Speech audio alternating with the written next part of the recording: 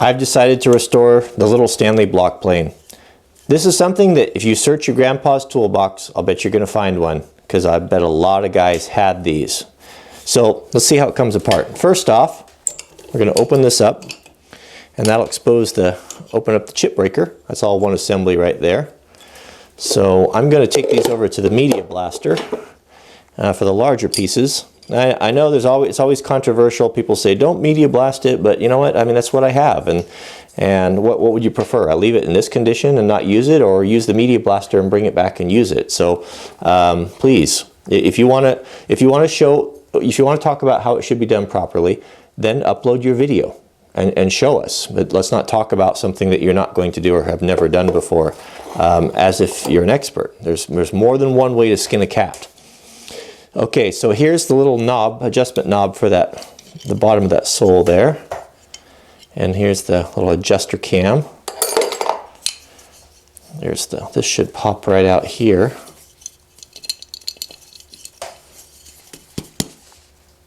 A little sticky there, isn't it? Oh yeah, just need a little gravity. So you can see inside there, a little rusty. Not bad. We'll get all this paint off there. There's the knob. We'll see what happens to the chrome plating. And then there's the depth adjuster here. That comes out there. That's all one assembly. We can clean that up. And then this is the screw, tension screw.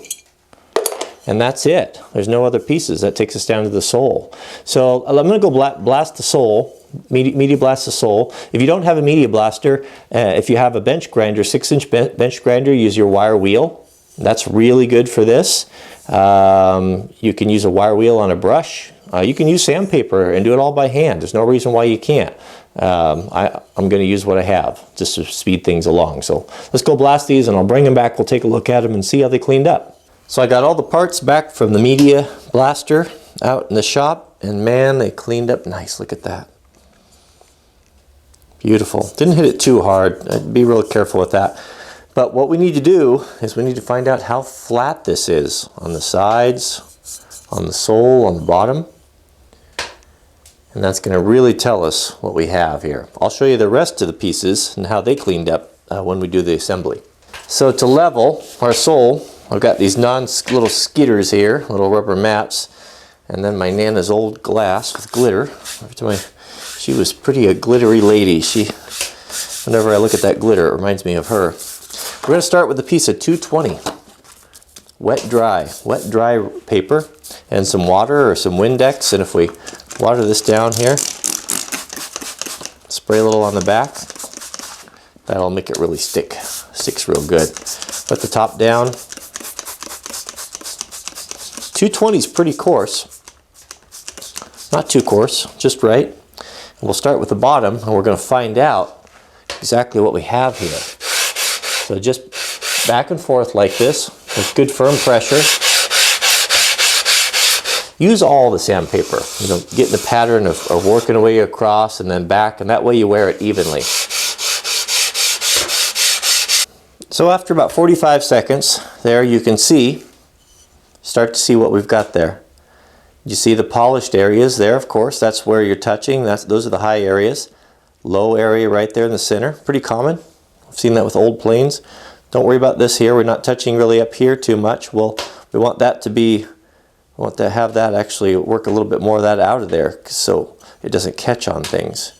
But let's keep going, see if we can't get some of that out of there. We're taking down the sides and doing it on this glass here. We're going to make sure we're nice and flat.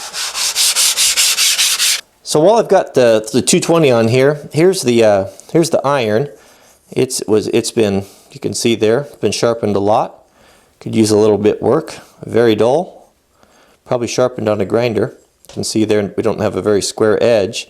So let's use this, get these polished up a bit as well.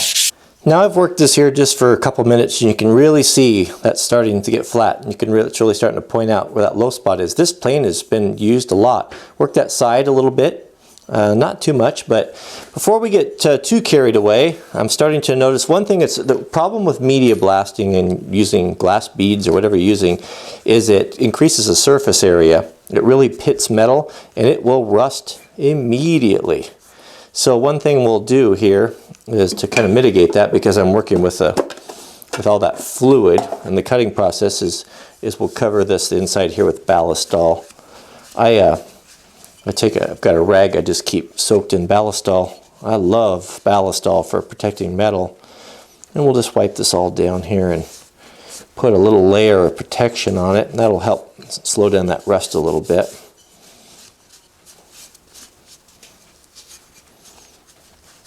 Soaking the rag in oil really is nice. I've been using that a lot. I wipe down my tools when I'm done with them, my chisels and such, and I haven't had any rusting problems whatsoever. So let's install the front, because that's going to need to be flat too. This front portion here, you can see that slides on there really nice. Maybe we'll put a little bit of Ballistol on the sides there.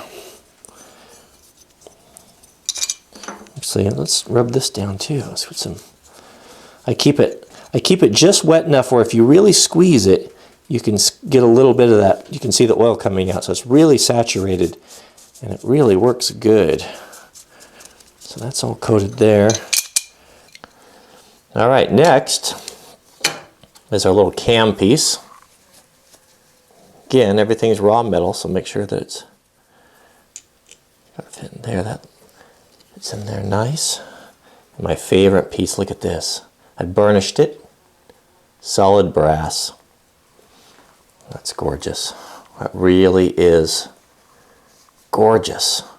Man, that chrome plating came off like nobody's business on that media cabinet. That was really easy to come off. It was really loose. It was flaking. I don't like having that stuff on there because it chips off and gives you a terrible sliver. Look at that. That's nice. Isn't that beautiful? Boy, that brass is nice. I just love anything with solid brass on it. Brass is so expensive that you don't see it anymore. If you do see it, it's plated. It's not solid like this. Like butter right there. That's just like butter.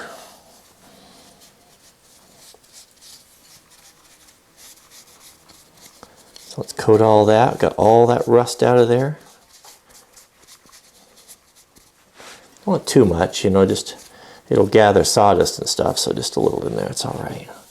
Okay, so the next piece is the adjuster screw. This adjusts the depth of the blade, or the iron, excuse me. I'm still learning the terminology here. And what I did here on this one here is I polished those letters and the tops there of the knurling. That looks nice, doesn't it? That's iconic right there. That's iconic. That Stanley, that logo. I haven't seen that particular one before, but it's nice. Also, I polished all the high points. You can see there, the top there. That kind of sets it off nice with the matte and the polish on there. So this goes right in there. Now we can see that little tab on there? That there lines up with these. I think I may have said that already. So we can kind of put this in midway. So here's the iron. These are called irons. And I put a lot of work in this. This was in real bad shape. And it is one of the sharpest things I've ever sharpened. Really, really went after this one. You can see there. Flattened it. Sharp corners there. This was the original grind there. You can see my grind is symmetrical. You can see it's hard to do this. It takes practice, and you got to have the right stuff. And so I don't fault anyone for not being able to do this. When I first started doing it, I wasn't very good at it either. So, and if no one's shown you how to do it, how are you supposed to know? But you can see there that mirror polish on there. we're going to see how it cuts here in a minute. Now, one thing I'm not sure of, maybe you guys with more experience can tell me that usually on my other planers, the bevel is down, but this bevel is up. And I know it's got to be that way because, of course, this has to line up with these teeth there. I don't know, is that right for a low angle block plane like this? Please let me know, because I don't know if maybe it was ground backwards. I just don't know. I've never used one before, so this is going to be a first for me. So we'll very carefully put that in there. You can feel it there line up into those teeth. Here's the screw that sets the tension for the, let's put a little oil on that, sets the tension for the chip breaker. And I put a lot of work in the chip breaker too. Here, I'll show you in a minute what I did and why. So this screw here, you'll need to adjust it to set the tension when the chip breaker snaps down. Here's the chip breaker. So this was chrome plated, and I just brought it back and I burnished it, kind of a antiqued polish there. When I glass beaded this underneath here, you can see some of the copper coming through. Chrome plating is a process, has several different layers. Copper is one of them. So that's still there. That looks all right, though. I don't mind that so much. So we'll coat that a bit. So another thing that I did right there is I flattened that. I flattened that out there. That chip breaker. This is where it comes in contact with the blade, and you want those mating surfaces to be flat. You don't want to see any daylight or any gaps between them. So I flattened that out and polished that there to 1500 grit. Also, I polished to a much higher degree the back of the chip breaker, because as the plane is cutting, the chips, the shavings, they roll over the top there, and if that's got a nice polish on it like that, then it takes less effort. There's less friction there. So that's why I do that. So that's that. So we can see there that there's a hole there that's got, it's kind of a keyhole shape there. So you put that over the screw, and then you bring it back. Oh, I got it. And when you have that nice definitive snap, that's a little tight right there. You want to be able to adjust this screw and change the depth of the blade while you're working. You don't want to have to flip this up, because if you flip this up, then you're going to be changing the angle. You're going to mess up the way your plane is set up. So it doesn't take very much. So I'll just take a little bit of a turn there. That's still a little bit tight. Still a little tight there. A little goes a long ways on this.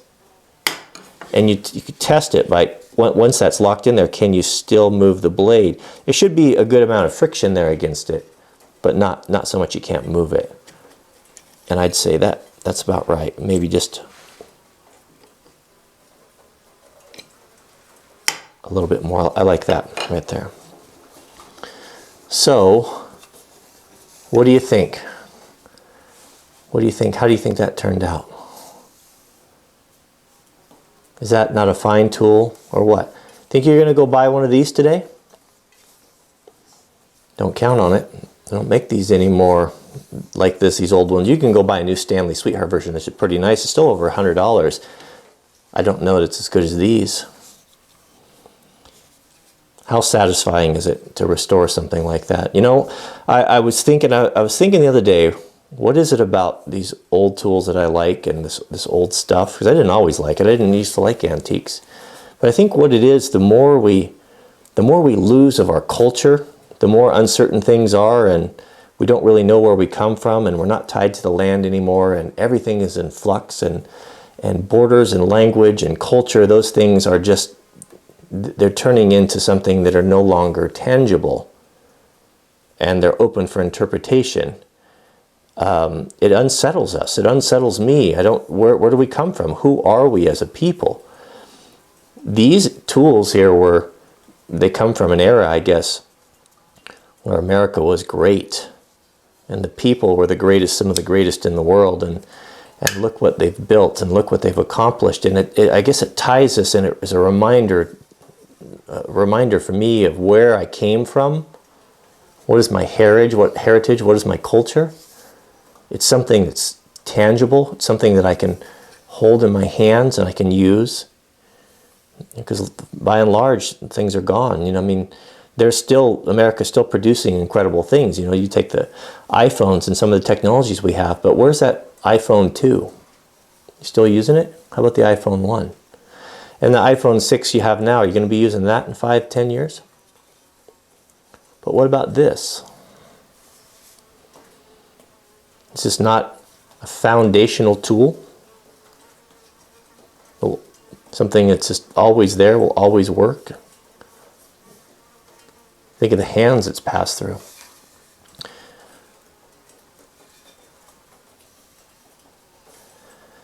So, in closing, before we do a little test, I want to, if you have these, even if you don't have an interest in these tools, call your grandparents and call your parents and ask if they have them and get your hands on them, even if you don't restore them, but just so you have them, because once they're gone, they're gone. And talk to your grandpa or anyone who knew him and get the history about it. Where did he buy it? What did he use it for? What did he build for it? I've got some subscribers that have their grandpa's tools, and not only that, but they've got furniture that was made with that very tool. And man, that you want to talk about something tying you to the land, tying you to your heritage and your history and who you are. That's really special to have something like that. Most of us don't. Yeah, well, makes me a little bit sad, but I take great joy in these tools. I really do. So let's go try it out.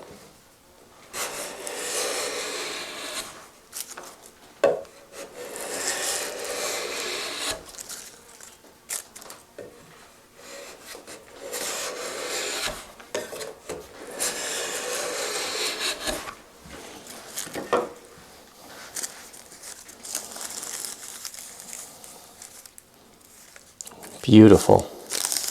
This is set deep here. Let's take deep cuts of wood. This finish is as smooth as glass.